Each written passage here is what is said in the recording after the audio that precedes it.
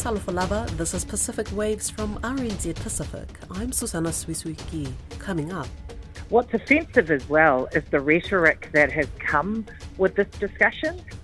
Proposed voting law changes in New Zealand is seen as out of touch. Also, Vanuatu, we have different culture. Like each island, they have their own culture. Celebrating Vanuatu Language Week, and a Cook Islands tennis player sets a new record at the Davis Cup. The New Zealand government has proposed an overhaul of the country's electoral laws. It wants to get rid of same-day enrolment and for voters to be registered 13 days ahead of the elections. However, a report by Judith Collins as Attorney General says the proposed changes are inconsistent with people's rights. Joining me to talk more about this is New Zealand Labour Party's Deputy Leader, Carmel Sepuloni. Talofa lava, Carmel, what are your thoughts on this? I absolutely think that they are. It's an incredibly cynical move by this government. It's like they are banking on doing all they can to ensure a low voter turnout so that they can give themselves a better chance of winning the next election. But in the process, the people that are less likely to vote or enrol late to vote are, the people in our poorest households, Māori and Pacific, young people from our ethnic communities, and I just cannot understand, apart from the cynical reasons that I mentioned earlier, why any political party would move in this direction. Have you been able to speak with people from the Pasifika community about this? What are they saying? Just in passing, yes, people have mentioned it to me. Just in shock that the government would make this move, which would effectively cut them or many of our community out from voting. But what's offensive as well is the rhetoric that has come with this discussion. David Seymour referring to people who enrol late as dropkicks. I think these people are completely out of touch with the reality that so many New Zealanders face, including our Pacific community. Many of them are struggling to get by day to day and perhaps don't have the bandwidth to think about things like enrolling to vote on time. What can we do then to encourage those that are considered most vulnerable to enrol to vote? It's going to have to be a community groundswell, really, to be honest, Susanna. I don't think that the money or the resources there in the Electoral Commission to actually support with increasing the numbers of people who enrol early. Already from some of the students at my local high school, they haven't seen the Electoral Commission, whereas previously that would be quite a normal place for the Electoral Commission to go to get enrolment. That worries me in the lead up to this local body election, and it certainly worries me with respect to next year's election. That's the agency that is employed to get New Zealanders to vote. I worry that they're at capacity and perhaps they don't have the resourcing and the funding that they need to do that effectively. Okay, well, Luxon used Australia as an example of a country that doesn't allow enrolments on the same day as voting. What do you make of that argument? Well, I didn't hear his comments, but if they weren't in the context of the fact that in Australia it's illegal not to vote, like legally you have to vote, it's compulsory voting, then that would be very remiss of the Prime Minister. They have very high voter turnout because you're effectively going against the law if you don't go out to vote. Now, we don't have compulsory voting in New Zealand. We have compulsory enrolment, but we know there are groups that are slower to enrol or less likely to be enrolled, or who perhaps are more transient and don't change their address so that the Electoral Commission can keep up with where they're staying in this country. And so it is a very different kettle of fish over here compared to what it is in Australia. Hey, thank you so much, Carmel, for your time. Just wondering, is there anything else that you'd like to share? I'm just highly disappointed with the government's move. As I said, it is cynical, but also it's so overtly with their own political agenda at the forefront of their mind, doing whatever they can to ensure that a big chunk of New Zealanders who maybe are less inclined to vote for them are not able to vote, and that to me is shocking.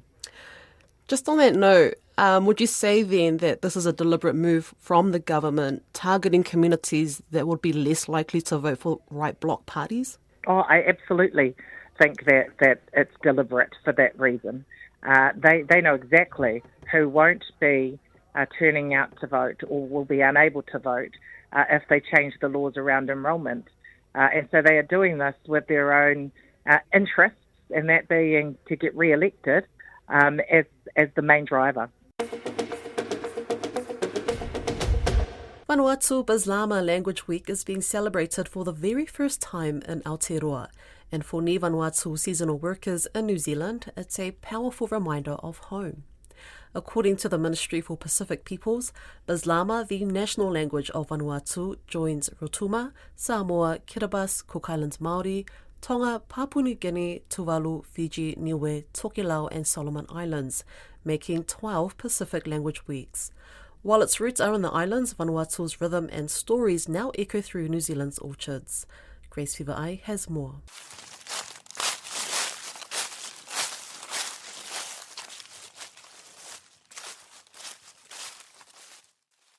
Among the trees and ripening fruit, the sounds of Vanuatu rise not just in footsteps and work, but in song.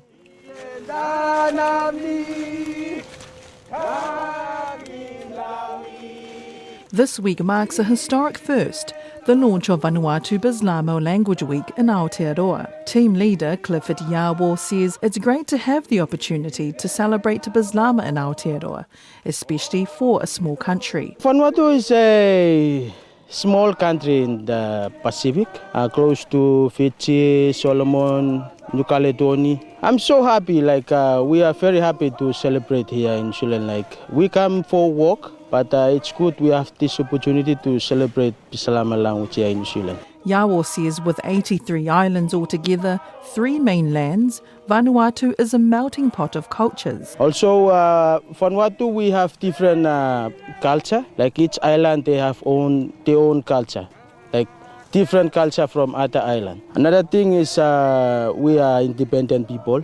Vanuatu, we had our independence since 1980. David Navian, who was also a team leader, says he's happy that people this week get to learn about their culture. And laughing from the orchard where the climate is more cooler and crisper, he shares some of his favourite phrases he uses daily. Hurry up, you must go house. Hurry up, time block house. Hurry up, we're going home. House means where we're staying, our home. If you pick, hurry up, you make more money, send them to our family. Pick quickly, make more pins, we get more money, send to our family. Place goal, it's 2 goal. Bislama is an English-based Creole language spoken across Vanuatu's many islands. It also draws from French and indigenous languages in the orchard. It blends laughter, memory and meaning. The theme of this year's Language Week is Talk About Climate Change. He miril mo yumi mas look out in life, which means talk about climate change. It is real and we must look after life. CEO of Ministry for Pacific Peoples, Geraldine Clifford Lidstone, says the language is deeply tied to identity and resilience.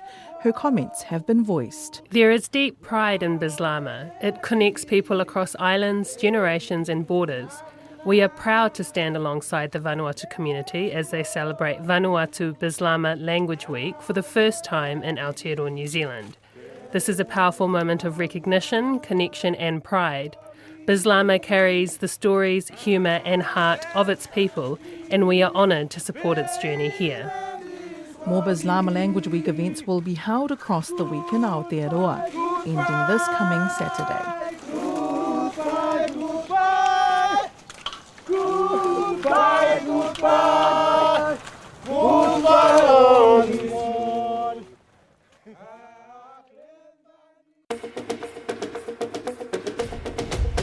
Cook Islander Brett Bordenay has equalled the all-time record for most doubles wins at the Davis Cup.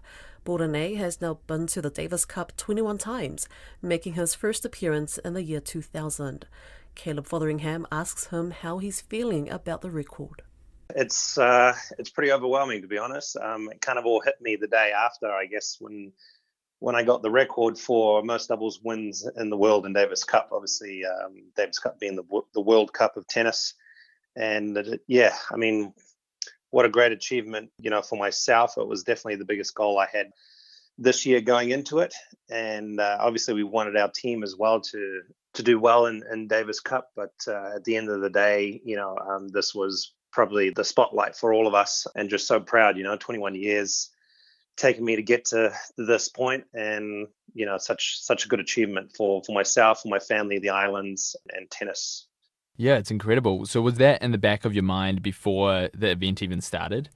Yeah, absolutely. I mean, I knew I was sitting in equal in the second spot with a former Grand Slam champion, actually from Italy, back in the day, and I was 3 wins off from tying Mr. Pius from India, who's won 18 Grand Slams with the most wins in Davis Cup history. So yeah, it was definitely on my mind. It was definitely a big goal, and we only had 4 matches to play. And the first day we actually came up against in my opinion, the top ranked team, Philippines. So we went down to them, and it came up to the last three matches to get the record, and I managed to do it. And you mentioned it before, it's a proud moment for your family and for the island. You're obviously representing the Cook Islands. What does that mean for you? I don't think people put the Cook Islands and tennis together very often. Yeah, I mean, Mr. David Smith, who's been part of our Oceania Tennis Federation, kind of put it perfectly too. That it's something very big, especially for one of the smallest countries in the world. I mean, the Cook Islands have only got about 14,000 people, so it's definitely a huge achievement for us as a small nation to be able to get this and be on the world stage. I think this is the first sort of world record we've got in tennis across the entire Pacific. So I couldn't be more proud to represent the Cook Islands, obviously on the world stage, but also my family. I've come from a family very much involved in tennis over the years. My dad's played doubles against Bjorn Borg back in the day. So to be able to get this milestone, this record is it feels fantastic.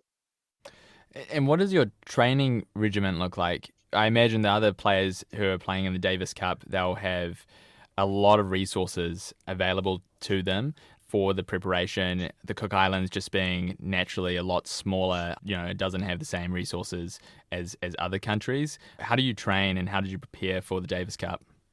Always a good question that I get all the time. If you come from an island of 14,000 people, who do you train with? That's definitely one of the biggest challenges that I have. I mean, there's other guys too in some of the other islands, but probably not as difficult as it has been for myself. Like I said, Rarotonga, we're based only has 9,000 people. So before I came, I just have to maintain my fitness is one of the biggest things. I mean, I've done this, as I said, this is my 21st year in Davis Cup. And most of the times it's sort of a lot of the preparation kind of happens last minute that lifts my game back up to where it's been every year. So I've kind of gotten used to that. But yeah, training wise, there hasn't been a lot of top players that I can hit with. I mean, for example, a couple of days before I was hitting with a 13-year-old, that was the best person I could actually have an actual hit with. So yeah, it does also help that we get into Davis Cup several days early so that we have enough time to train with the team and climatize and get used to the court surface, which of course helped me this year as well. And you mentioned before 21 years at Davis Cup. I mean, that's quite a long run. Is that quite unique? Yeah, absolutely. I mean, a lot of people don't go this long, and I started in 2000, and which was my first Davis Cup in Sri Lanka, and I actually got my 50th tie back again in Sri Lanka, which was a few years ago. So yeah, not many people go this long. The guys that I started off with that are at my same age, they've kind of stopped playing Davis Cup level many years ago. But I guess for myself, it's staying fit both physically and mentally. I still feel like I've got a few more years in me, and I'd love to keep going and hold that record on my own. It'd be amazing. That's Pacific Waves for today. For all episodes, head over to rnz.co.nz/Pacific. We're also on Spotify, Apple and iHeartRadio. From myself and the RNZ Pacific team, tō whā, sui fua.